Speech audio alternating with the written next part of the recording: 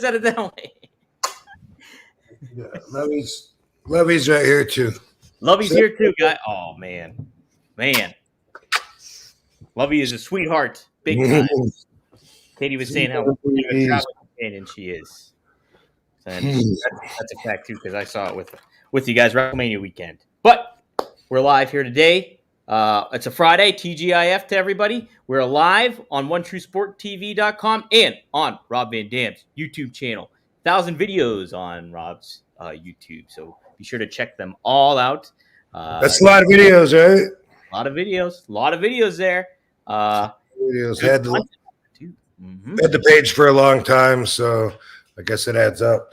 It does add up, that's for sure. And we got a good amount of folks in the super chat or in the chat right now. We got Triple E, we got Mr. Marijuana, who's a One True Sport member and big RVD fan, huge RVD fan. We got SJ Good, we got Liam Evans, who's also a member. We got Greg Jacobson. Shout out to all you guys. So if you guys want to get a question in, be sure to use the super chat, and that'll immediately pop it up for us. We'll get to it when it's pertinent, but we'll definitely get to it. But Rob, we had quite the week earlier on. We had Cauliflower Alley in Las Vegas, and man, I love Las Vegas, man. It's it's a good city. I know what now. I really understand why you live there. Yeah, I love it. One of the things that's my favorites is that it's so easy to get around. Like the Cauliflower Alley Club was at the Plaza, which is downtown Las Vegas. I don't live anywhere near the area, but I could put it at, in Waze, it'll say like 14 minutes. It's crazy how quick you can get all the way across town here if you don't live in Henderson. A lot of people want to get out of this city. Henderson's popular and Enterprise, and there's always new areas building up for those people. I'm not one of them. Everyone has their own dreams and stuff. So make sure you evaluate when you're looking at some dreams and make sure they're yours, not someone else's. Because you grow up and when you're a kid and you're growing up, everything that you know is just what adults tell you. You know what I mean? So like when you're on the highway, interstate, and you see that house, it looks like a cabin house way up on the mountain in the hills. There's no other houses around and stuff. Somebody in the car might be like, man, wouldn't that be awesome? That's a dream life. And then if you don't think about it, that ends up being one of your goals. You know what I mean? And then you might hate that. I would hate that. When I was a kid, I probably thought it sounded cool too. Like, wow, I wonder how many miles of property they own and no one can go in their yard. That's so cool. Dude, you might as well just live in solitary confinement. And for me, I like to be close by things. I can get anywhere, meetings. And of course, there's anything you want as far as like going out here in Vegas. Like whatever you could be leaving the house for, you can find it here. Yeah. Rob, I'm the same way, man. Like, my younger brother, Marcus, he likes kind of living out of the city and everything like that. He wants to almost move back to our hometown of Ridgeway, which is like bumfuck Egypt, basically. And it's just like, I could not live like that. I got to be, in the city. I love like the accessibility of shit. And I want to do something I can. If I don't, I can do that too. And that's the nice thing about it. So, yes. But the Plaza. Oh. Hey, David. Hey, baby. All right. Yeah, growing up, it just seemed like the ambition that most of my peers had in school was to just finish up and take over their dad's business. They either worked logs or else they took their dad's business. They're still there. And for some reason, that's what they want, so we're all different. But I didn't want it. I wanted to get out of Battle Creek, and I wanted to see the world. And now I'm tired of traveling. I want to relax, settle down. But I was not going to work at Kellogg's. I was going to try and be famous. But House on a Lake is the same thing. Like it always, or on the water, ocean, whatever. That always seems to me like ultimate dream. And like Katie talks about it all the time. Like that's like ultimate, boom. And some of the now with my experience, I've known some houses that are on a lake, like up in Michigan, and they have bugs, they're in the middle of all these trees. And I don't know if it's because they're on the lake, but I imagine that draws certain life forms from the water that you wouldn't have anywhere else. But I mean, mosquitoes and just spiders and all that stuff. And we don't have any of that here. There's things to weigh out and consider. Privacy. If you live on the water, you don't have a private backyard because the water's looking at you. But that's something you might not think about when you just think, whoa, that'd be cool. But got to think it out, because they're all factors that have to do with your Zen. Right. Yeah. What balances out for you in specific? It's just like some people like living like that out there in the middle of nowhere and everything like that. But man, it's just not my cup of tea. That's for sure. Living in the middle of Manhattan, right? So, the right out in front of your door is a really busy sidewalk. You never have to own a car. You cab if you can't walk it. That's a life I don't even know about, and it's like, it sounds like it'd be fun to try for a month or two. I don't know, but it's just so different. And that's a good example of how different our lives are. Yeah. Oh my gosh.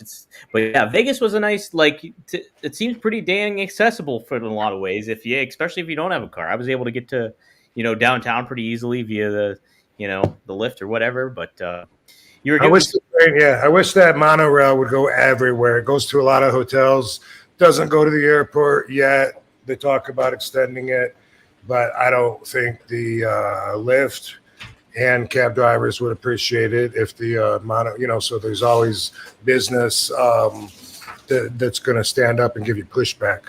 Yeah, that definitely goes into play with all of that for sure. Something cool about the plaza you were talking about is like the Mafia ties when it had the they were filming Casino there and stuff like that in certain aspects. And I thought I forgot about that, but you could definitely tell when you're looking at the plaza, that hotel and Casino, and it's like, okay, that makes plenty of sense. And I thought that was pretty cool, Rob. Yeah, a lot of people don't know that the steakhouse in there. They just know it's a really good steakhouse. They kept talking about it during the Cauliflower Alley Club. Someone said, that Medusa loved it. I don't know if Medusa knows or not, but Oscar's Steakhouse is Oscar Goodman's steakhouse, and he was our mayor for the whole. You could do 3 terms back then, and then when he had to give it up, his wife took over, termed out, maxed out. So they're very well-known people here, and he actually got his popularity way before he was mayor by just being a good lawyer, and he represented all the mobsters.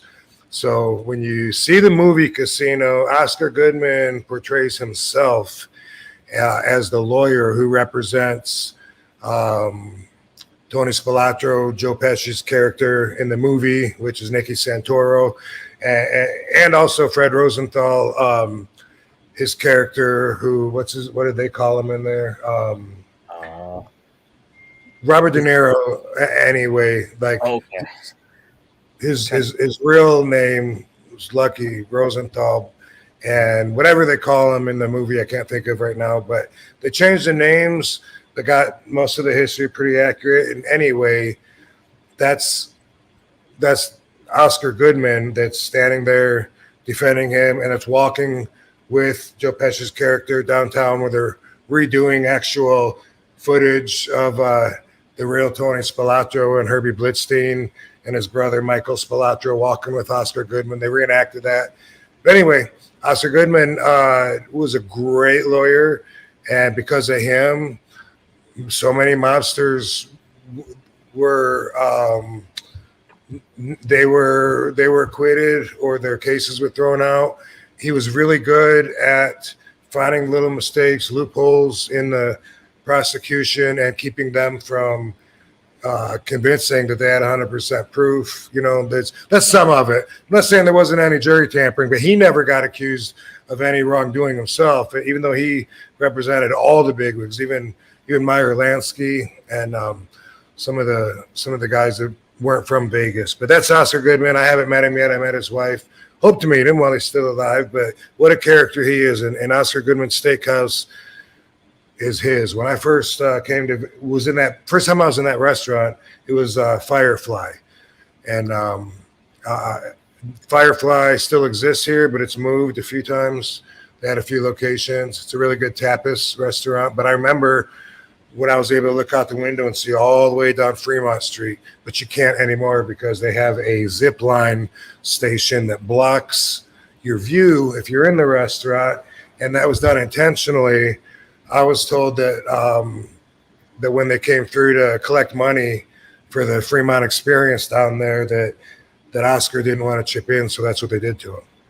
Wow, that's crazy. So it was just like a stab to him about like allegedly. I'm sure it was also convenient for business, but it almost seemed like you could keep that from being there if you had enough power, because that view was just unbeatable. Seeing all the way down from the beginning and looking down the tunnel of what is Fremont Street. If you don't know that much about Vegas, Fremont Street is covered, and now the whole ceiling, which it didn't used to be obviously, but the ceiling does like these light shows and stuff. So to be able to look all the way down at like a damn kaleidoscope was something that was very valuable to the restaurant. And now you see the back of a I don't know, I guess that's what you climb up to get to the zip line. Yeah.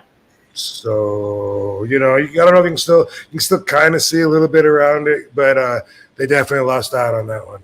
Yeah, that's a kick in the balls right there. No fun. But Cauliflower Alley was a lot of fun. That was my first experience there.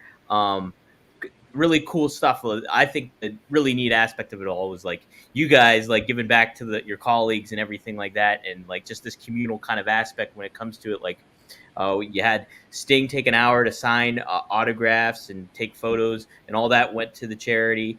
Kurt Angle did the same. You donated like $100 and something for tickets when it came to like the raffle tickets and stuff like that. Fonzie, who was inducted too, he got just spur of the moment gave his 3 ECW belts, had you guys sign them and put them up for auction and stuff like that. So it was just, I thought that was such a cool aspect of it all. And like, you know, bringing a lot of people from all different eras together was super neat to see. You saw some younger talent there. You saw modern talent, and you saw like legends like you guys there too. And it was just really heartwarming and a lot of stuff. Really cool stuff. I liked it a lot, Rob. It was. Think you'll be back? Yes, I definitely will be back. I'm going to make it an annual thing, I think.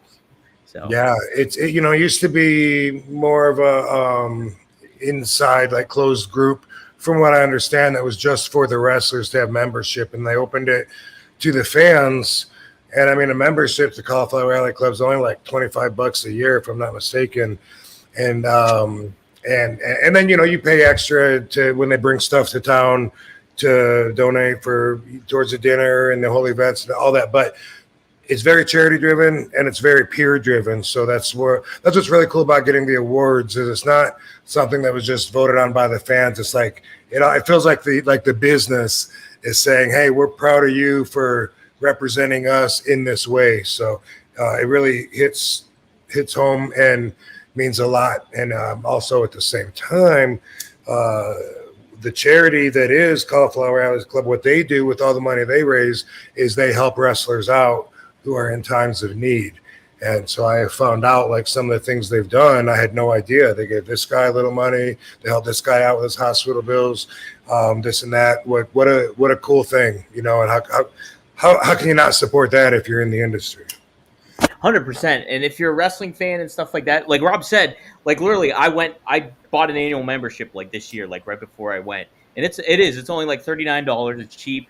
And you're there for a year. You have an annual membership. You can go to this event, and all you do is pay for the week, basically, and pay for your hotel. And it's a great experience if you're a wrestling fan. It's very communal, and it's such a cool thing. I was so happy for Fonzie, too. I love that the Cuban Assassin inducted him. He gave such a wonderful speech. You could tell how much he loves Fonzie and everything like that. And I almost got emotional just seeing Fonzie being so happy. That's how happy I was. So it was really, really cool, Rob. I'm definitely going to be back, and I think it's too. I noticed too. So much of this is undersold. I think it's not viewed a lot. Like I would love to see a lot of more modern talent kind of be there and make an effort to kind of get there and stuff like that. I know a lot of them are busy with the current events going on, but it would be neat to see that more of that. People showing up there and supporting it. I want to help out. That's what I basically want to do. Right. Well, here's the thing about as we age, guess what? The younger guys get older. Yeah. So, so that's what happens there. We saw Buff Bagwell and his wonderful girlfriend. Yeah, Stacy, she's so nice. So nice. Yeah, she was I didn't great. meet her. I just saw her and thought she was wonderful. But they called her that a few times. Also, he called her that, and the Andy Doctor called her that. Whoever, everyone was. So she seemed like it. But you know, I see Haku there every year. I love that guy. I love seeing him. You know, and yeah, like you said, that was Stinger, Alice in Danger. Yeah, Well, I she guess got we already named pretty much who was going to be there before, but I get a kick also out of like the old timers that whether they're just members forever or they put it together, and you know, I'm still tickled pink that they know who I am. It was funny too because there were several times. It was okay. So the MCs of the show, guys, was Medusa, who's on the board, and then we also had Joe Browski, who's announcer for MLW, and he does a lot of local events in Pittsburgh here. But he's pretty well renowned now. And then they also had Jimmy Hart was it another MC there too, and yeah. Oh, Jimmy's such a nice dude. Like really all about helping out people and just very, very positive. Very positive. So, and Brian Blair is the CEO. Super nice guy as well. super nice guy. Absolutely. Bob Orton was there too. I saw Bob Orton there. Trying to think who else was some other notable names, but yeah, guys. Lex Luger presented Sting his award, the Iron Mike Mazursky Award, I believe it's called, and then Kurt Angle was awarded the Lou Thez Award, and that was pretty neat too because Kurt was talking about how he got to meet Lou Thez, and it was like a long time coming. They both felt, and I thought that was a really cool aspect of it all too. So, which, by the way, that's the award I have on the wall up there, the Lou Thez Award for probably COVID when nobody was there. It's my luck. Dang it! I think it was like 2 years ago. Like wait, where is it? Right there. Is it up above there? I see it. Yep, I see it right there. Hold on, let's see zoom in. There it was. Oh, no, I got it. You're good. Yeah, that's all you get. That's all you get, guys. You don't win the award. Rob won the award. You know what? Did you find anything about Jim Ross? Why he wasn't there? No, I didn't. I haven't heard anything. I didn't know if he went to London for All In this weekend or not, because I know that's going on. But I don't know if it was like just a situation where he couldn't make it or anything like that. But yeah, I hope all is well with him. But he was presented the Jim Ross Award, the inaugural Jim Ross Award. Jim Ross was first induction, and they put it. You know, I think Joe Dombrowski did a very nice job, kind of encompassing what his career was and what he meant to a lot of people in the business. So it was really nice. Trying to think, there was another speech I really, really liked too. That I liked the independent wrestler. What was his name? Gary. Yeah, Gary Jackson. His speech was great. I just like it was cool to see that. It was like touching upon everybody, and yeah. And he had the thing about him is he had his rules. Yes. Right? Rule 1, I'm going to beat you. Rule 2, I'm going to cheat to beat you. Whatever it is. Then rule 5, remember the rules, whatever it was. Yeah. You remember all the rules. It was fun stuff. It's a good transition to some rules that I got from Raw. You know Raw? Yes. They sent me another box, dude. So I just want to say thank you. Look at this, like a huge box full of jars and papers and tips and a solar lighter. What the hell? Yeah, cool stuff. And I want to say thank you, Raw. Y'all are too cool. And they sent me this poster that has rules of smoking. So what? Spark it up if you got them. I'm going to read these 10 rules. It's the raw smoking rules, right? Yeah, look at that. Dang, that's sweet. I found it entertaining. Agreed with all of them except for one, maybe. But anyway, for the tokers among us. Number 1, puff, puff, pass, except for glass. Number 2, always pass to the left. Keeps it clockwise, right? Number 3, thou who rolls it, sparks it. Number 4, ash before you pass. Definitely, man. Don't be handing me that fucking granny ass fucking thing about ready to fall in my lap. Number 5, do not pass if it's cast. Bro, you're handing me a dube and you let it go out, and then you fucking hand it to me. Anyway, 6, lighter thieves will be prosecuted to the fullest extent of the raw. Oh, I like it. Number 7, the cone is not a microphone. I can't wait to use that when someone's fucking like, and then also, man, you know what we should do? You know what we should do? Hey, it's not a microphone, dude. Number 8, thou shalt not drop the joint. Number 9, a wet J is never okay. Oh. If you don't know about that, that has a lot to do with spit, wet lips. People go, here you go, bro. And you're like, ew, bro, why? Why?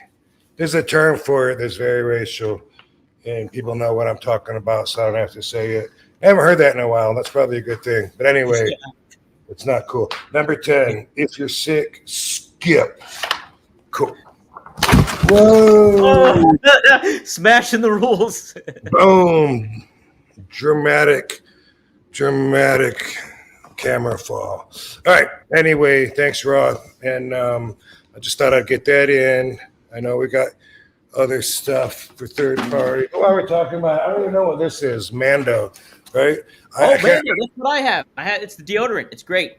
It's did you have them send it? You had them send it to me then. I had him send it to you. Yeah. Okay. Shopmando.com, promo code RVD. Get it and you get a discount on that. So check it out. Mando's great. I have the Mount Fuji is the one I do. I used it today, so it smells great. Okay, I saw that Mount Fuji. Let's see, we got deodorant, Pro Sport lotion, and acidified body wash. And I guess it's for men. Is that why it's Mando? I'll definitely use these wipes, dude. Yeah. I love deodorant wipes. All right, Mando, acidified cleansing. Mount Fuji, that's what you were talking about. Yeah, that's great. Use that, bro. That's me. I use that too. All right, well, cool, man. Appreciate it, Mando. Want to let them know that I got it and I opened it. And I am so far enjoying it. It hasn't even been opened yet. It smells great. My cat wants to smell me all the time now, and he's messing around with my fucking earbuds right now. That asshole. Cool. But, all right. So there's that. Speaking of Rob, though, I want to also talk about RVD420.com. You got some new products on there, and I want you to help me out in kind of describing what they might be, giving me a little bit details about the difference of them, because these are I'm not used to. So we have a beaker here, an RVD beaker for $90, and that's brand new. We have the RVD cup too. Now the RVD Invasion Collectibles was already up there, but the two on the side, the RVD cup and the RVD beaker, is our new products. Rob, is there a certain difference between the beaker there and the Invasion Collectible, or is that kind of the same thing, just different shape? Well, I can't tell, but the cup one makes me think that it's a dab rig, but I can't really tell without seeing the bowl. And but it's a preference thing. Obviously, it looks different. It's going to smoke different. You get a different smoke from every variable. From how big the thing is, from how much water you can put in it. There's a lot of like double filtered, multi-chambered glass pieces that go through a roller. The water goes through a big roller coaster of NOS before you actually take it in, and a lot of that's just fun, but a lot of it is also functional for like a filtration. And these are pretty simple and straightforward. I believe one of them is a giveaway. I just like reposted or I shared the invite to post, but it says that Greek Glass is going to give away. Doesn't say it on that one. Doesn't say it on that one. It must be the other one. Yeah, I have them on Instagram too. It's RVD Glass giveaway. I don't know. It says enter your chance to win an official RVD beaker plus 50% off your next purchase at Greek Glass. Dang. Like tag a friend, share your story. So that's on my Instagram story right now. If you go there, you should be able to find it. Heck yeah. All right. Yeah, there's some good ones here. There's also well, look at this. The RVD sake bottle. And that's a $30. We have RVD Puffco Oh, scallop attachment. And then we have a Swiss tube too. What's the Swiss tube about there, Rob? Is that just a different way wow. too? Yeah. I mean, I can't tell. Like, I think like if you can change the bowl out a lot of times, then that's all that makes the difference between a water bong and a dabber. But you can't just put like a metal. See the bowl, they call it a nail, but to do dabs, it's metal, and you got to torch it and get it like really, really, several hundred degrees hot. And a lot of just normal water bongs, you can't just take the bowl out and replace it because of the size of the stem and the tube that you put that down and so without actually having these in front of me, I'm not real sure, but that one looks like it's cool the way that's decorated there, the Swiss tube. Yeah.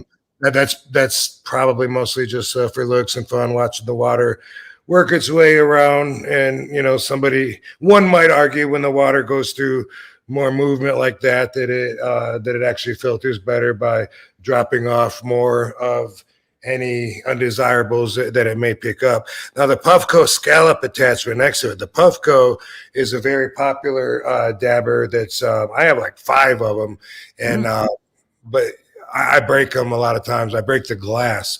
So maybe this is to put. It looks like you put it actually like right inside of it instead of what they have. But the Puffco is cool. You set the temperature. You don't have the big torch or anything.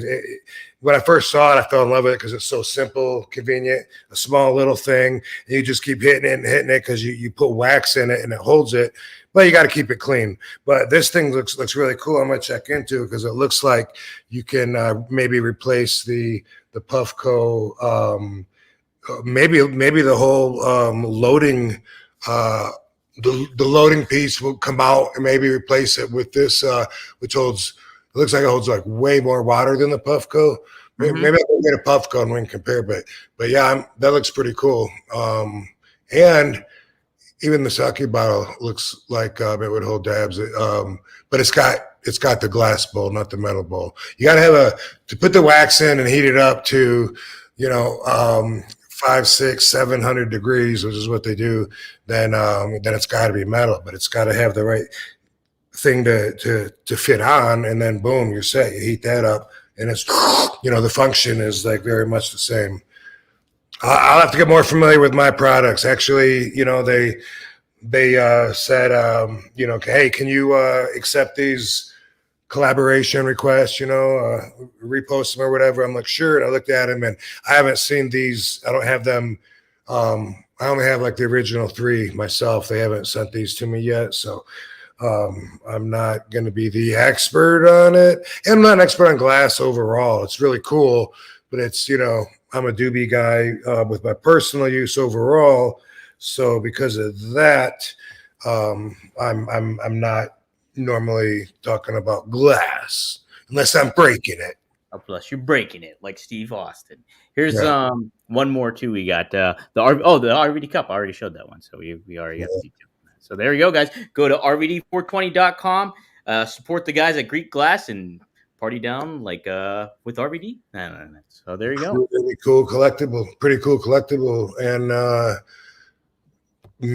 real soon, maybe by next week, I happen to know we'll be talking about another wrestler that we're collaborating with. Ooh. And so I have some glass pieces with one of your other favorite guys, and I'm not going to say who it is, but just, you guys like this, bro. Ooh, okay. All right. Little hint there, little hint maybe. So we got some super chats here. Let's take them. We got a good amount of super chats. Okay, here's an interesting one, Rob. Webby's World. Thanks for the $5. Do you play pickleball? Have you ever played pickleball, Rob?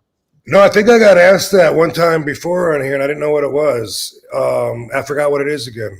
Yeah, it's a popular Pittsburgh thing, but I've never played it either. I don't know if it's like racquetball or handball or something like that, but it's really, really popular around. I know there's like pickleball teams around these parts.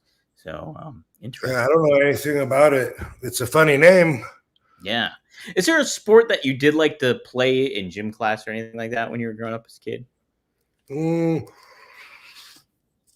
let's see. Well, we had seasons, right? Baseball, nah. I Mhm. played baseball. I hated that, like the jocks, like Ryan Vanderwall and who else? I don't know. Mike Van Vliet was cool, but I hated, that they were just, chewing gum and cocky because and they seemed to be better at sports and it fed their ego and I always thought, why do we all have to learn how to play baseball anyway? We're not going to be professional baseball players. But anyway, during soccer, kick soccer, I like to kick the ball. The rest was like baseball, just running the bases and shit. That was fun. That was mostly, I think, like a kindergarten through fourth grade kind of thing. Football, hated it. Basketball, hated it. Um, Do you like volleyball? it was all right. Volleyball Yeah. was okay.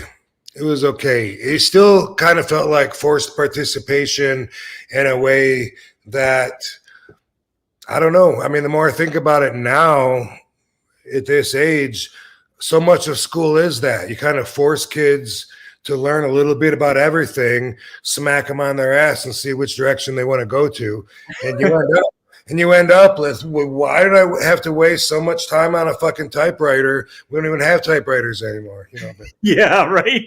I don't remember. I liked wrestling, but I quit. Actually, joined.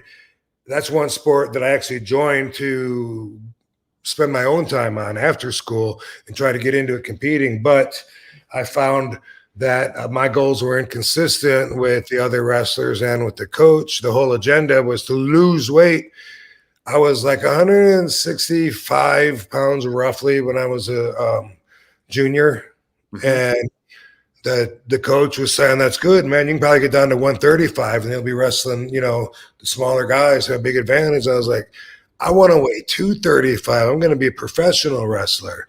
I'm like, well, look at the 200-pound wrestlers in high school. You want to wrestle those big monsters? No. So that's it. With high school wrestling, you're either freakishly big and that's your edge, or else it's a weight game where you try to lose weight.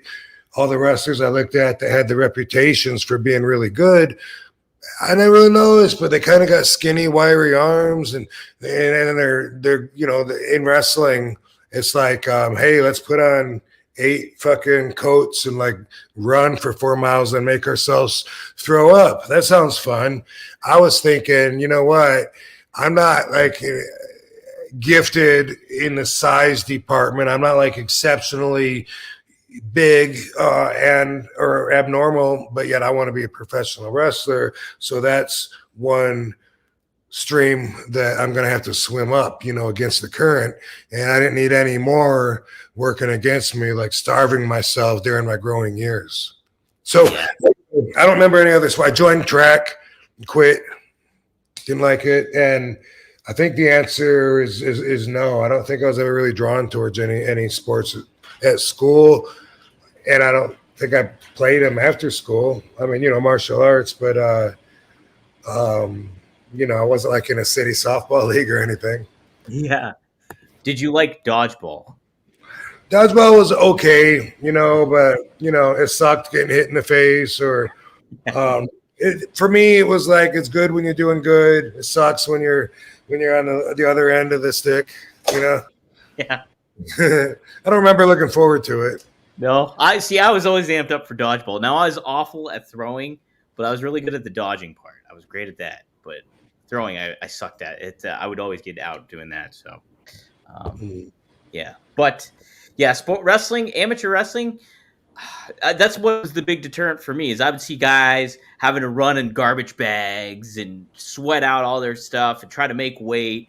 And then you look too when they get out of school, out of high school and stuff like that. It really f's with your metabolism and stuff like They're that. all, yeah, they're all like 5'3", Yep. Hmm. little dudes. Not all of them, but a lot of them are, A lot of them are, yeah, and they did it to themselves. to themselves there. But I do kind of wish I did learn some of it or take it at least for a year or something, to just kind of learn the basics because I think it's just a neat neat way to handle yourself too, if need be, in a scuffle, if you will, or some sort. So, I wish I could have paid attention more into accounting and maybe taken some business management courses, which I doubt they offered that at my high school.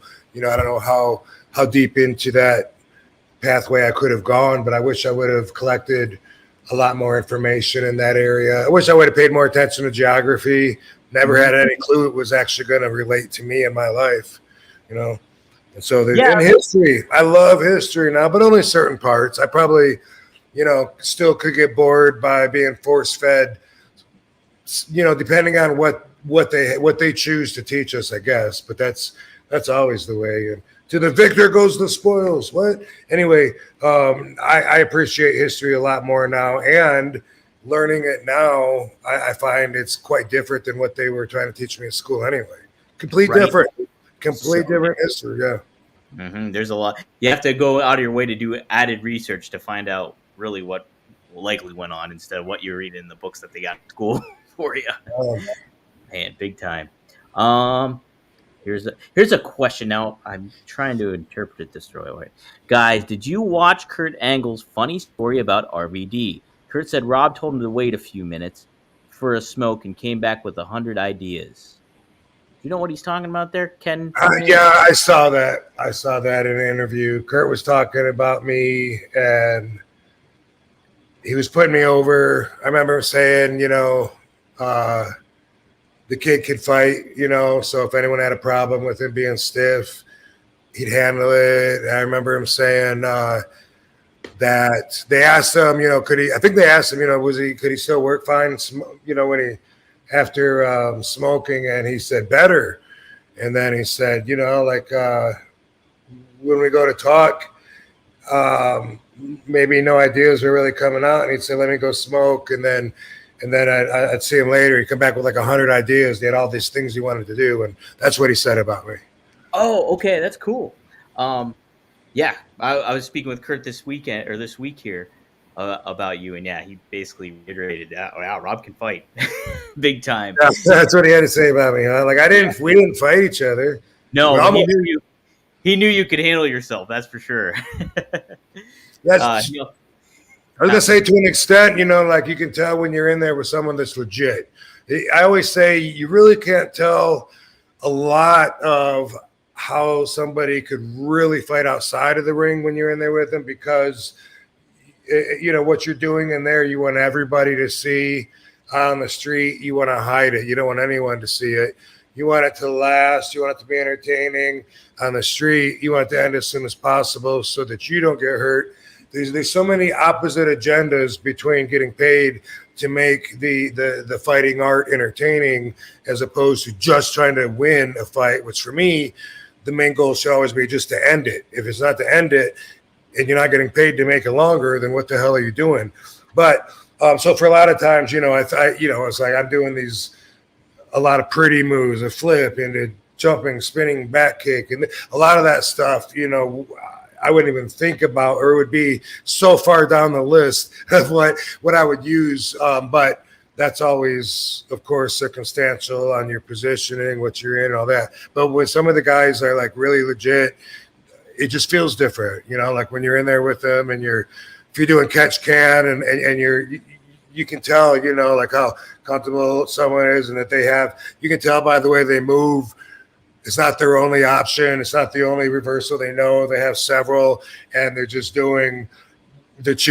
Maybe they'll do several. Maybe next time you get me in this, I'll do a different. Whatever. So you can tell quite a bit, but not everything. So those are two different looks at that same thing. A lot of people, you would have no idea exactly what they would do outside the ring if they had to defend themselves based on what they do in the ring. Sure, you can tell, you get an idea how tough we are, how good we move, how quick we are, how flexible, if we can kick high. You get a good idea of putting a whole bunch of qualities and factors, in the chart, let's say. But for the most part, you still don't know. But when you're in there with somebody that can really, really go, you kind of do know. You feel it. I could only imagine, like, when you're like working with Kurt Angle or somebody like that, and that guy is like another level kind of athlete from the amateur wrestling background and kind of knows and has been like this. It's so he and JBL mentioned this, not JBL. My goodness, who introduced Kurt? This was it. It was JBL. JBL said about Kurt how like he had to go back against everything that he was taught in amateur wrestling, like knowing that having this regimented, almost scripted out thing that basically you have to do, and going up against everything that he was trained to do, like not get on your back or not do this stuff, and he caught on pretty dang quick. And yeah, like, he did. Yeah, I also had an issue, and I've talked about this. I don't know how in depth I talked about it here, but I got a really quick punch, from kickboxing. The kit taught me. Mm-hmm. Your jab move is going to be quicker. It's in front of you. Your power is behind you. That's your base. You start with a quick bam, jab, whatever, and you step through, your body like rotates into the power. I think people understand that basically. But in order to throw that jab effectively, you want to hit it. You don't want to, people to. So I always learned to not only to throw it really quick, but all kinds of ways to disguising it. Like if you think about it, even if my arm is completely fucking up and down, and then I'm trying to get it fucking, but okay, if the only movement you can see is this shrinking because it's getting smaller as my fist is coming to you, you're not going to be able to see that as much as seeing, like something, if you can see more movement, what I mean? It's just a line that's just getting smaller, except for bam, bam, bam, you know what I mean? Mm-hmm. If that makes sense. Anyway, you hide your punches, you disguise them, you don't want your opponent to see them. I had the shittiest punch, my first, holy crap, I don't know, 12, 13 years in the business. And when I look back at it, I can see it. Mm-hmm. Like, to me, when I'm doing it, I'm thinking like, boom, boom, boom. This is a really good quick punch, but it looks like crap. It looks weak. And every once in a while, somebody would say something to me, like, dude, you need to work on your punches. And I'm a great puncher, I knock people out. I didn't understand, and I didn't know why anyone cared, because when I look at, okay, let's name them. Let's say like The Rock. I hate The Rock punches. He uses like this and like does like a rolling thing on your forehead. Anyway, you know what I mean? The whole fucking, and a lot of people like grab the guy and then they fucking like punch like their own hand, and they have to hold the guy's chin for every punch. And basically, there's so many guys that are so over that throw shitty punches. That's why I didn't get it. Like, why is not everyone, but why are these certain people every once in a while so hyper focused on my punch when I'm fucking kicking ass, all around, and these guys that are making top fucking money throw the shittiest punches I've ever seen? Like, what is it that makes them fucking care so much about the punch I'm throwing? And one time, Blackjack Lanza, so this is in WWE, like probably 2002-ish, maybe one. Blackjack Lanza, he said, you know what? Because I'm gonna show you I'm gonna take you over here. I'm gonna show you teach you how to throw a punch the right way. I was like, all right. And we walked out into this. It was like a lobby area where the fans weren't, just where a couple of the backstage hallways intersected, and there was a little bit of room there. And Judge Dredd was there, who was another one of Sabu and Sheik's students from Adrian, Michigan. What up, Judge Dredd? Yeah, big 320-pound motherfucker. And Jack, started like, punching at me, but also at Judge Dredd, and saying, here, boom, he's going to see what I did. Now you do it. And Judge Dredd standing there visiting, and then basically became like a punching dummy. But he poured this shit into my head, changed my punch. And ever since then, like, when I see it, I throw the best damn punches. No one ever seems to say shit about it, but they don't say shit about any of my thing anymore. So that's what it was. I was so good in those people's eyes that I had that little thing that just didn't go with everything. It stood out because it was so weak, and the rest of everything was so right on. So that's the way I took it. Once I learned that, I love my punches. I love Sabu's punches, and anytime that I watch, and there's been like one or two exceptions, like when I gave Rhino like an uppercut in the ribs where I watched it, I'm like, oh, it doesn't look as good because in an uppercut or in a hook, you're using your shoulder a lot, and that it isn't as much action. For wrestling, you need a lot of action. You might even need to start way back here. Like in the movies, I got taught reach back like you're grabbing a bottle of beer. You're a bartender and you're reaching back. Grab a bottle of beer. Bam! When you punch him, and that was like an exercise that we had to do. We punched towels, all this shit with the Action Movie Making Weekend Seminar. Thank you, Keith Vitale. Thank you, Steven Spielberg, and Joe Hess, and Michael DiPasquale. I learned a lot then, and that helped me with wrestling. And then when Blackjack Lanza, took the time and said, hey, by the time you walk out of this little meeting here, you're going to be, how to punch. Like what they taught me was able to come into play and make sense in the wrestling world. And ever since then, like the fact that people don't compliment the punch, my ego could say, do they not realize like I got the best, because I punch them basically, but anyway, the fact that they don't say anything is like, well, that's good too, because it definitely used to be a hole in the fucking Titanic, and now that we got it passed, I'm just a big fucking ship. That's funny you say that though, Rob, because seriously, so I was a featured background in Creed, the one of the Rocky movies, and it was in Westchester in a soundstage studio. And like I was literally like 6 feet away from Stallone for like 6 days, and I was like a ringside photographer. But so Michael B. Jordan, who was Creed, Adonis Creed, was in the ring with the other boxer, Tony, but he was a British guy and he was a legit real boxer. And they would literally fight around, is what they would do to do the filming aspect of it all.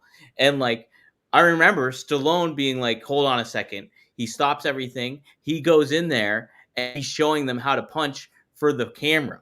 And like you could definitely see such a difference of how Stallone's doing it in comparison to how Michael B. Jordan or Tony, I wish I knew his last name, but and how he was doing it. And it like really made such a difference. You could be like, okay, yeah, Stallone definitely knows how to work the camera with that kind of stuff. And was it Tony the Tiger, Tony Jaa, or no, not Tony Jaa, Tony Gurria, British dude.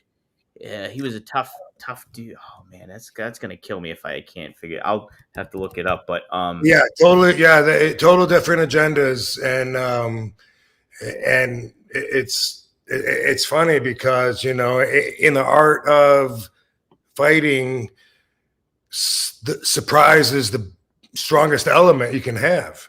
Yeah. And with making it entertaining, there's some telegraphing involved because you want to make sure everybody sees it. It looks more powerful, like it's got more behind it. And overall, it's just more visually pleasing. Well, Rob, you definitely made me refine how I jab now a little bit more. I'm going to keep that focus in my mind. Does that make sense to you? That makes funny. Absolutely, it does. Like quicker, and plus it's less of a visual. Like it's less telegraphed. Hiding them punches. That's interesting. Oh, that's great. I'm gonna try that tomorrow.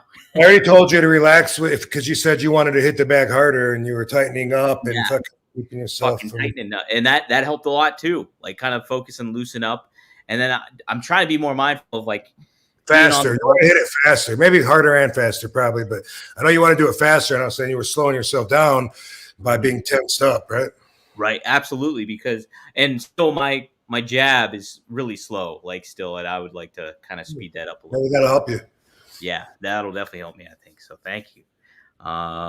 So Seth chimes in with the fighting. What up, Seth? Our music man, Seth. He does music. So what you're saying is Don't Right. toss someone a chair in a street fight and expect them to catch it and hold it in front of their face.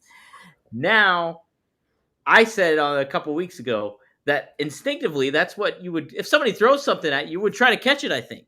So Maybe, now if you're a studied fighter and you've watched your opponent and you've seen him throw the chair at 2 or 3 people, and every time they catch it, he kicks it, you might be more ready for it. It's okay. If he throws it at me, I'm not going to catch it, yeah, I'm going to move.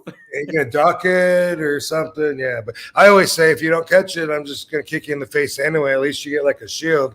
But I do feel, honestly, like deep inside, when I talk about where wrestling has gone now, where it comes across less competitive and more of guys working together to get these moves that could never come off without them working together.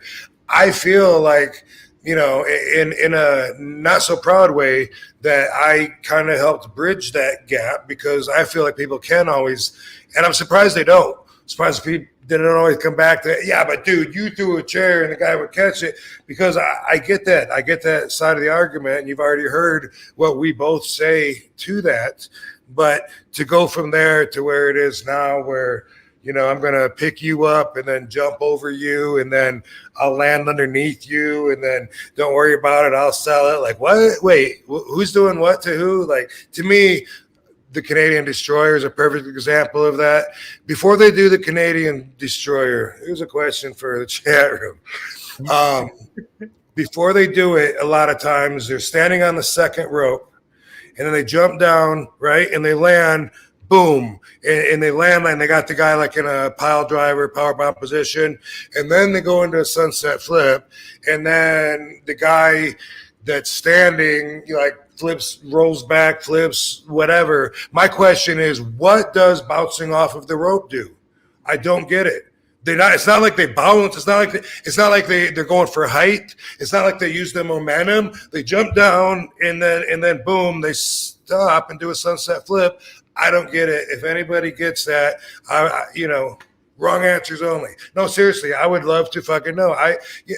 When I had my match with Jack Perry, I remember Cornette talking about it, because a few fans said, hey, did you hear his comments? And he said, I don't get the roll before the Rolling Thunder. Well, yeah. Admittedly, that wasn't the best Rolling Thunder. I did the roll, and my momentum kind of stopped, and then I had to jump into the move. And the people popped because they recognized it. But I can admit, I rolled, I stopped.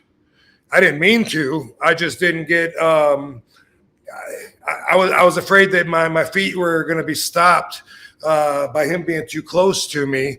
And so I'm trying to roll extra tight. And in that, I took my momentum, and instead of exerting it, I sucked it in, and into where I had to finish the move. I feel like every time someone jumps off the rope into that fucking Canadian Destroyer, that they're purposely jumping, stopping, and then going through the move. And I don't get it. I don't get the move anyway. I really don't like it. It's representative of the whole new kind of wrestling that says, hey, let's both hit the same rope. I don't get that. You hit the rope, and then I'll go and hit the same rope and then run by you. And I don't get any of that. That's all bundled together in my mind and my peers, my generation's minds of shit that, like, nah, we wouldn't have done that back in the day for a reason, because we don't like it. Do you feel the same way about the Spanish Fly too? Or, Yep. That move? Yeah. Yes. Yeah. Like, there's that moment you mentioned it, the Canadian Destroyer, where they stop. And it's not a momentum thing. I was kind of thinking of, maybe it's the momentum. But now that I think about it, no, they stop and then they flip. It's like there's that pause. It doesn't make sense. I don't get it. And wrestling has gone that way, to go to the extreme direction, all this death wrestling, trash stuff, right? It's like, I've always said, they use dangerous, crazy high spots to actually literally take place of the wrestling. So, I see on Instagram, like one move reels a lot of times and shit like that. And sometimes it's just like, oh my God, like why would anybody fucking do that? But almost always when there's a high jump, there's no move. There'll be like two guys and they grab each other and they both look down and they both kind of like jump and then like go through a bunch of light bulbs and wood. And then I'm like, what was that about? Like who, what? I don't get it. I mean, it's because they're not wrestling. There's not a move there. It's not one of them doing a move to the other one. And I'm mentioning like an extreme case that's a lot more recognizable. But I see that in a lot of the in-ring wrestling nowadays with the young guys moves that look like that to me, where it's kind of more like, wait, you both got each other around the neck. You both jump up. You both land on your knees. One of you sells it, one doesn't. I'm so confused. Yeah. Well, I won't say this person's name, but he's a WWE Hall of Famer. And I remember being at an event, and he was witnessing two younger guys go over a match over and over and over again. And, like, when they were doing it, he was like, what the fuck are they doing? Like, it's like, you know, what if something goes differently, something doesn't plan out, you have this whole thing rehearsed. Fucked. It's just like you're not playing to the crowd doing that. And, right. Yeah, this guy has some tools, so I would, if I were a modern wrestler today, I would kind of be a little cognizant of such. I hope there's still interest in us OGs talking about the difference between old wrestling and now for a long time, because that's like really always the subject. It seems like when people say, what do you think about the wrestling today? And the fans know it's changed. That's why they're asking, and it's asking interviews and everything. Brother, I better not be orange. I like orange. Am I orange? No, you're good. You're good. Yeah, you got the tan rocking. I got a touch of a tan, but I'm still pretty pale. I was fun. Help. Yeah, it helped me out a little bit. Help me out. Hey, let's help Jem the Don out. Who's a faithful listener. Name one place to eat / a dispensary in Vegas. I'm going.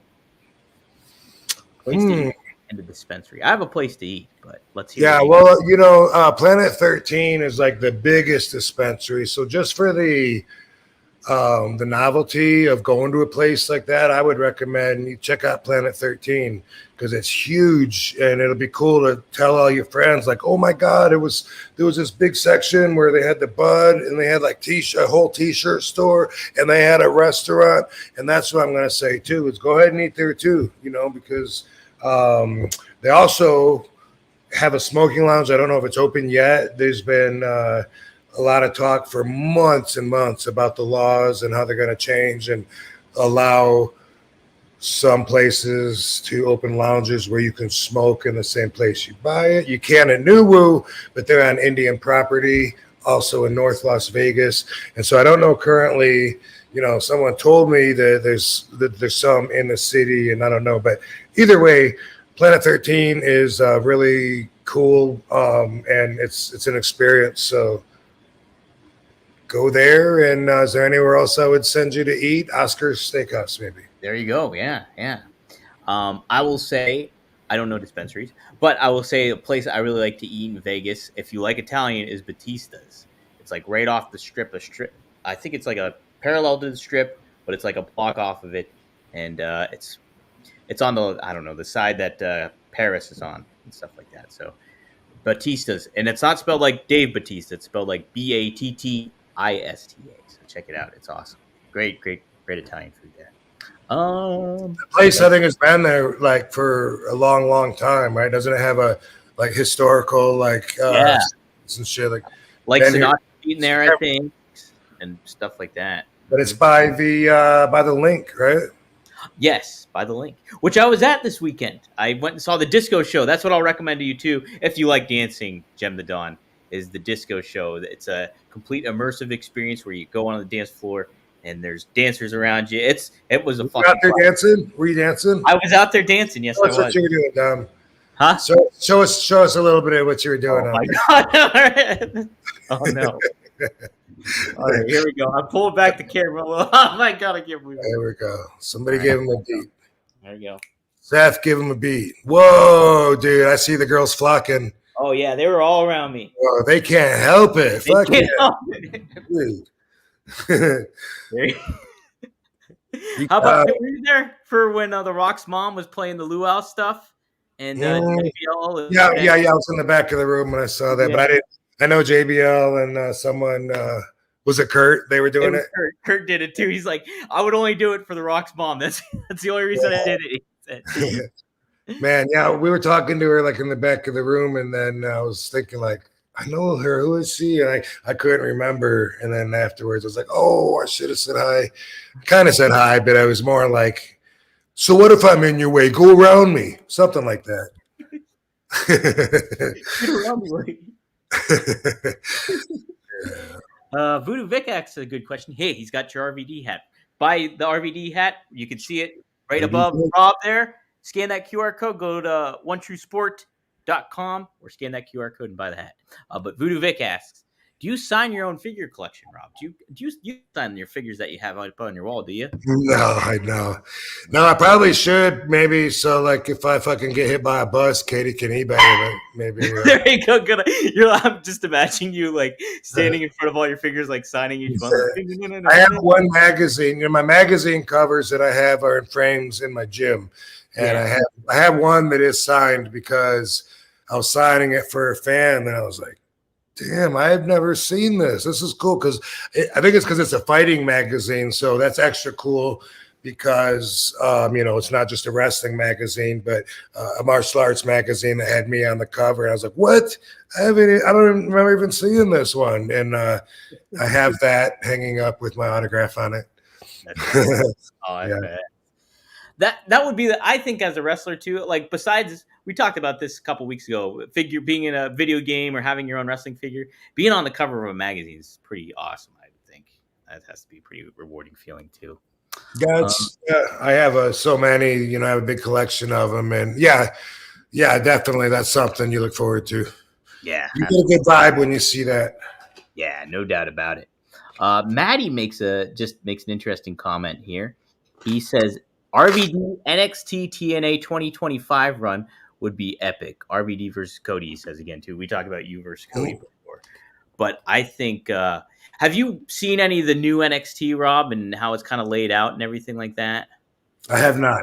Okay, so the environment there is very more intimate. It's a dub and the Performance Center still, but they changed, I think, the venue. It's called the Capitol Wrestling Center, but it's kind of like this very excited fan base that's there and everything like that. And you being a part of that would be super cool to see you in NXT and working with a lot of that younger talent that's down there too. That has it. And I mean, they would learn a lot. And heck yeah, I think you would be neat. You'd be a neat implementation in there, I would say, Rob. So something pretty cool there. Oh wait, look at this. Rob fan drunk being disrespectful again at CAC. Being drunk, that's Cauliflower Alley Club. Being drunk and loud during awards ceremony, especially during the memoriam. I don't remember. William did not approve of our reduced behavior in the Cauliflower Alley Club. William, who are you, sir? Did not approve of Rob. Rob, Joe Bonabrowski shouted you out twice, and you were in the back each time you did, and you were doing the RVD thing. Yeah, what's he talking about? I caught my name. Yeah. Yeah, right? Hey, you mentioned me. Let's see. There's a couple other. I actually thought I was going to go up and say a speech for him or whatever. And I was like, I think they would tell me. And he was like, oh, no, just do it. And I was like, I had like nothing prepared, but I wasn't worried. I was like, I'll go up there and talk off the cuff if they want me to. Yeah, but Brian had told me, though, that they were so tight and that a lot of people were requesting stage time and they had so much to do that he had told me, because I was talking to him about going up on stage to talk about a different project that I've just been dropping mentions of. And anyway, that's what I was told. He's like so busy. So I was like, I don't think, Fonzie, they're going to just say, hey, does anybody want to come up and talk? You know what I mean? So it was, but actually Fonzie didn't go very long either. I could have used some of his time up because I wanted him to keep going and going. He don't know how much people love him and respect him and why he got that award, and how long he's been putting his energy towards the wrestling business. And, you know, like, it was like a really cool moment. And he was kind of just like, I don't know what to say, you know, like boom, boom, boom. And it seemed like it was done. And I'm not saying he did a bad job. I'm just saying, man, people could have really used more, and he could have spent more time. And I know that he's got some stories to share and some lessons he's learned and just a lot of adventures that he could talk about. Dude, so when they were even showing the video of him, the crowd was really excited for him. Like they were already clapping, they were already cheering for him. Like you could tell everybody loved Fonzie. And even during, I think, JBL's introductory speech for Kurt, he was saying, Fonzie, I just love that you love the business so much that you didn't know what to say up here. It's true. Like, man, you can tell how appreciated Fonzie is, and I think that in part kind of got me a little emotional too, because you could see how much he's loving the business. Did anything make you cry? Did anything bring a tear to your eye? I got really close actually when Cuban Assassin was talking about him, because you could tell how much he loved him. And like, just yeah, I'm even kind of getting emotional thinking about it right now. But it's just like really cool to see that kinship, and then them being friends since they were like 12 and 14 years old. I thought it was really cool. It was really cool. So I was so happy for Fonzie, and it was so nice of him to just donate those belts. Like, Fonzie's just a generous dude, and I've only known him only for like, you know, for a few months or whatever it's been since we started the podcast, and it's just, you can very grateful dude too. He's very grateful, mm-hmm. and it shows in everything he says. He's always like amazed at how much love he gets from the fans and how people still want to see him, and he's as busy now as he's been, you know, since probably the days of full time on the road. And he's just like always telling me how excited he is, and he's not someone that needs to rest either. Fonzie needs to go. Yeah, you can tell he's all over. He goes all over the place. He goes to Cleveland a lot for the AIW, I think it's called. Does the Florida wrestling too? And there's Barbie again. No, I'll tell you who gave a really good speech too was Bubba Ray Dudley. Like his speech was really great stuff too, and really covered a lot of great ground. And you can tell how passionate he is, and how thankful, how appreciative he was. Because Devon, I thought his speech was great. He mentioned how he thinks that they were the greatest tag team of his era, and Bubba credited a lot of the teams that they worked with for helping them out and kind of putting them in that position to win all those titles and making them good. And I thought it was just really well said and stuff. I thought he did a great job. So it sounds like Devon kind of went more with character-driven thoughts on the business, and Bubba was a little more from the heart. Because you have to, you know, I always got to bring this up, but wrestling is all about egos. It's every single promo is, you know, I'm the best. You know, no one's going to beat me. You know, I'm going to win. Put your money on me. Everyone, every single one of them.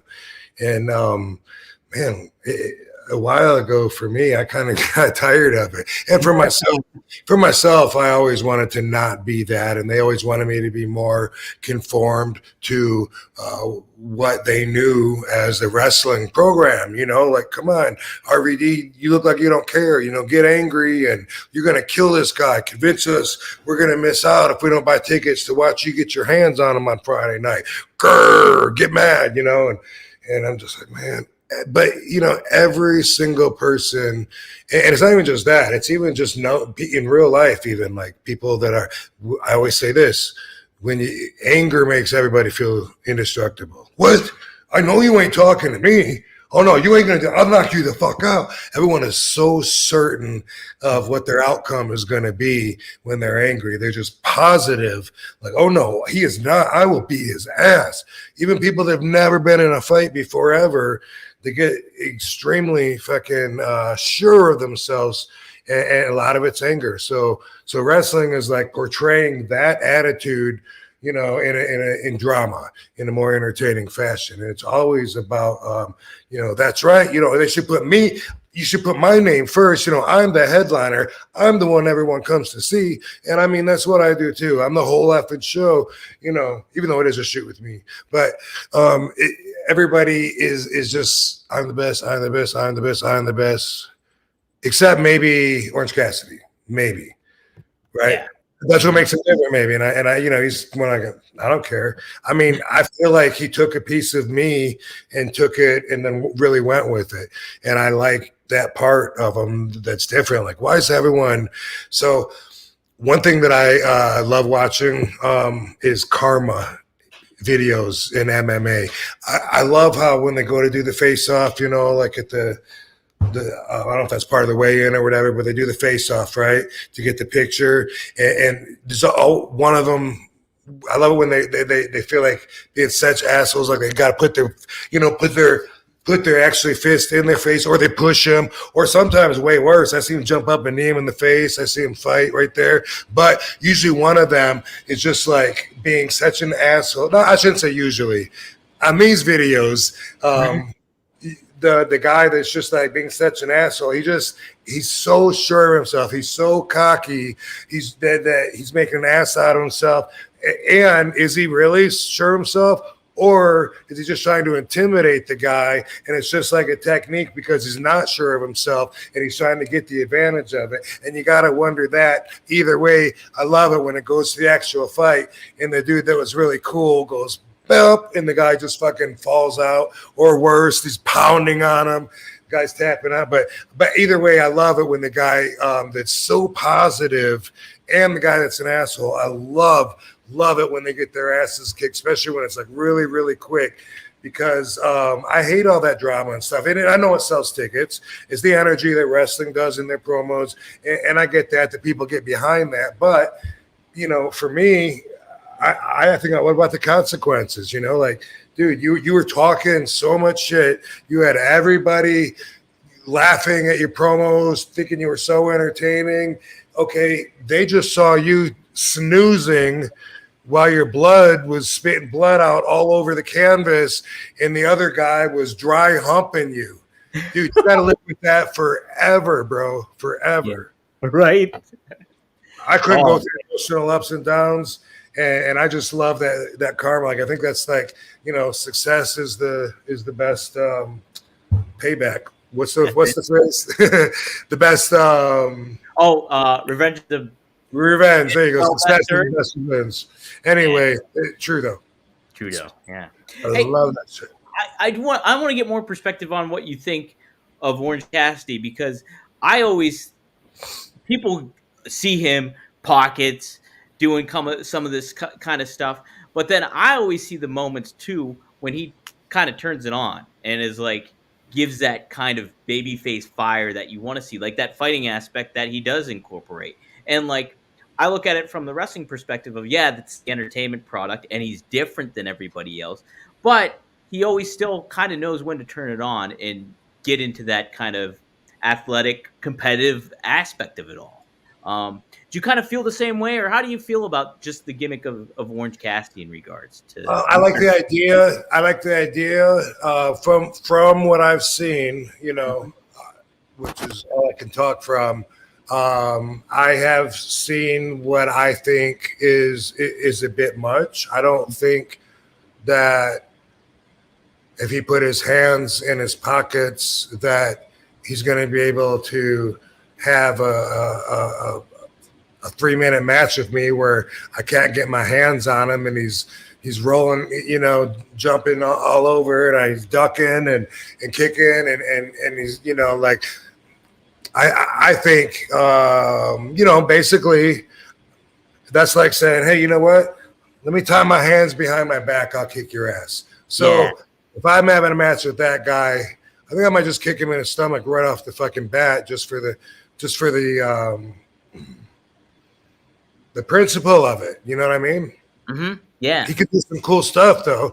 Like, I like it when I see like, I don't know what I've seen him do, but I've seen him do like some things and I'm like, whoa, that's really cool and creative. And if it's a little bit, if I see him, like maybe duck or fall back, nip up, and drop kick, and he's still got his hands in his pockets, well, that's cool. And, that's believable. I just saw him do it. But just like a lot of things, I think, it can be a little like a push past the point of credibility, which isn't healthy. Yeah, there's certainly a balance to it, I think, when it comes to that. And It's my opinion. Yeah. I think it's I think that's the right perspective, though. To be honest, it's just like, you want to find that balance of like, okay, what's entertaining and what isn't, but and what kind of works, what takes you out of the moment. And I like the character though. I like that.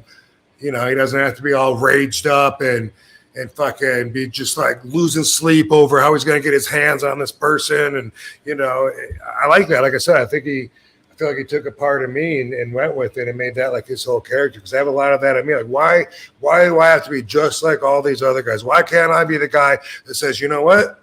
I like my odds. Yeah. That's the real me. Mm-hmm. You know what?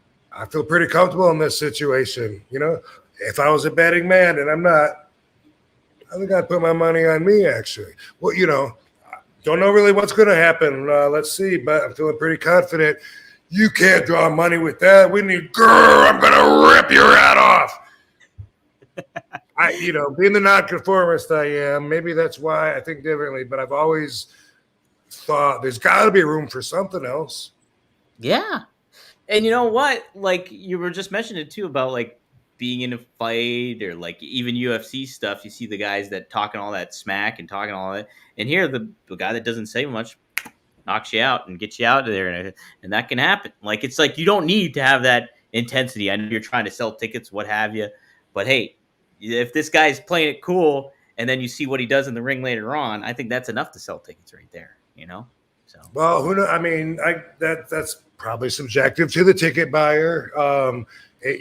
More drama is always marketable, but for the people that really, the guy that really thinks that's projecting, ain't no way you ain't getting spanked when you go up against me. The guy that's really thinking that and trying to embarrass you, make a fool out of you and dominate you on the mic when you're not doing nothing. I love it when those guys eat shit, and they're humiliated. And it's like, I don't know how they get over that. I couldn't deal with that myself. I'd want to kill myself probably. So do you just type in like Karma MMA? What do you type in when you look at those videos?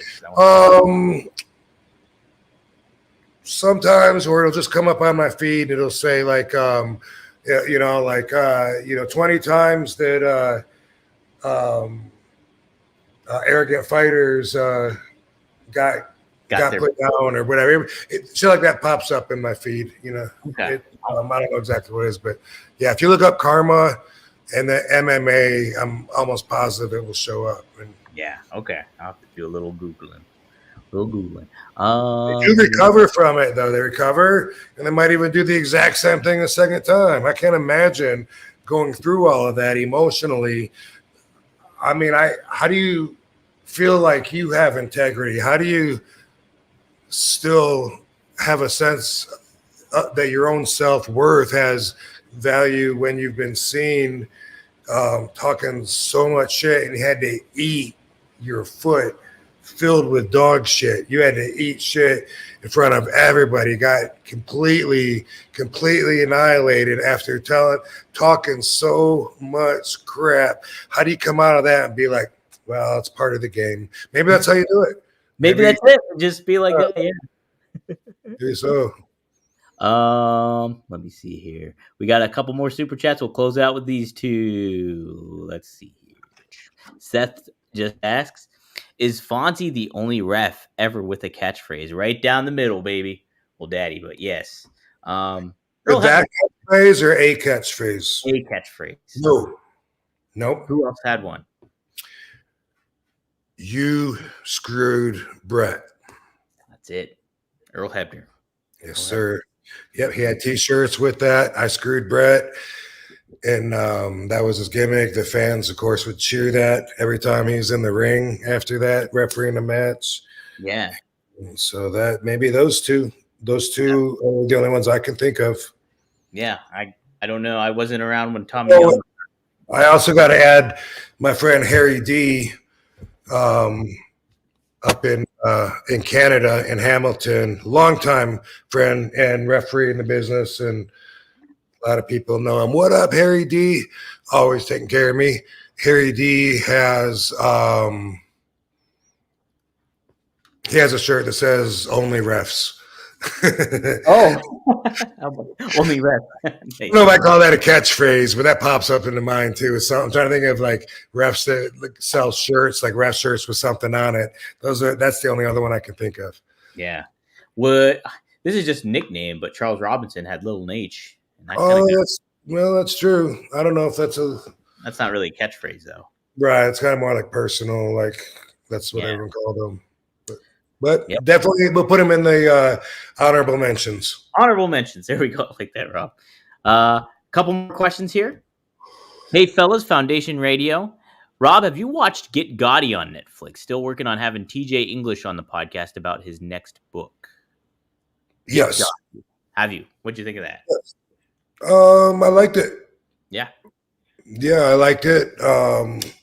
I am glad to see some footage that we hadn't seen before, because most of the footage is just rehashed in all the documentaries, and you see some of it so many times, like the shot of Paul Castellano laying on the street with the car door open, like, how many hundreds of thousands of documentaries use that footage, and it's iconic, just like when Carmine Galante was shot at Marion Joe's. Yes, thank you, because I forgot that like a few months ago when I didn't know the name. But anyway, a fan had to tell me, and then I was like, I think it's Joe and Mary's, right? No, is it?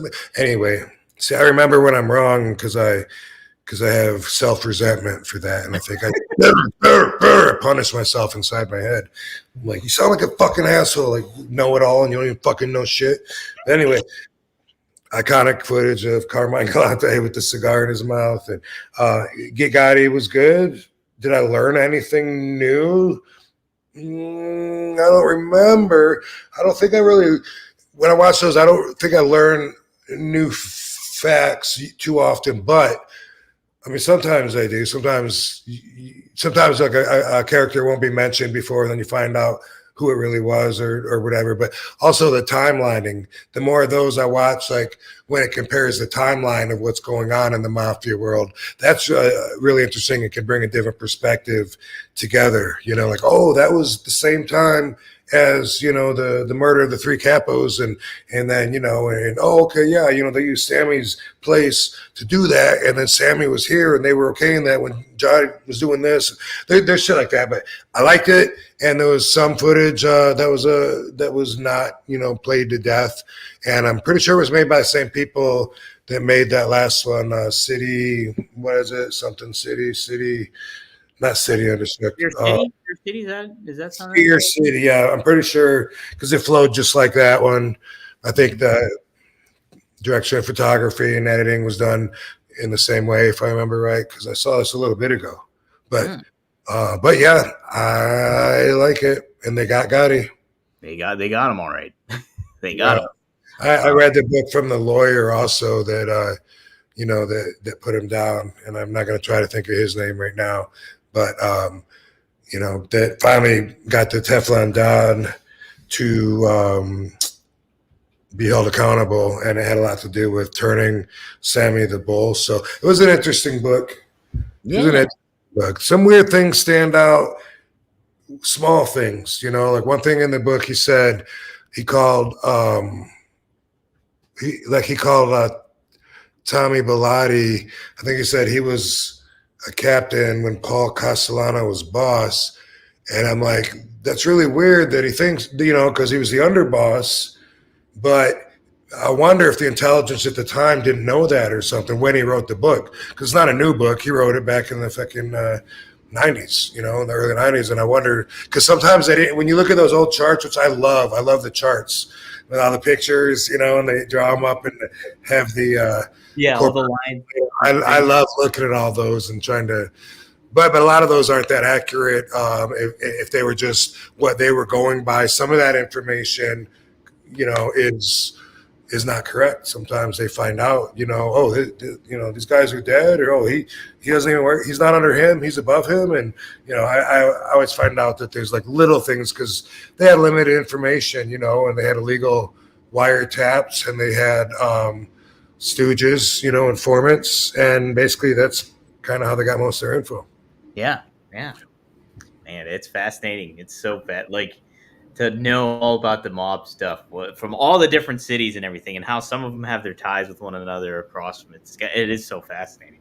If you're interested at all in the Mafia tie-in with the President Kennedy assassination and the Fidel Castro Cuban Missile Crisis and that whole area from 59 to 62, maybe 63, like in that area, there's a great series called Mafia Spies. I had to buy a new channel just to get it, and then I'm planning on canceling it probably, but it's a 3-part series and pretty extensive. I enjoyed it. Oh, okay, so you watched it already and stuff. So yes. Okay, I will definitely. That, and there's also one called American Godfathers, which is also a new one, came out maybe 3 weeks ago or so. What channel is American Godfathers on? Can't remember. Just look it up. So Mafia Spies and American Godfathers. I'm typing it in the chat for everyone. Yeah, I like that area a lot with Mafia Spies because a lot of people just think that when it comes up that the Mafia worked with the CIA, could have had involvement with the John Kennedy assassination. A lot of people put that all as just theories. Mm-hmm. But if you watch this, you'll see it's fact that they work together. It's not unknown, accepted fact that anybody killed Kennedy. It still goes down. That Lee Harvey Oswald was the lone assassin, and there's no for sure facts outside of that.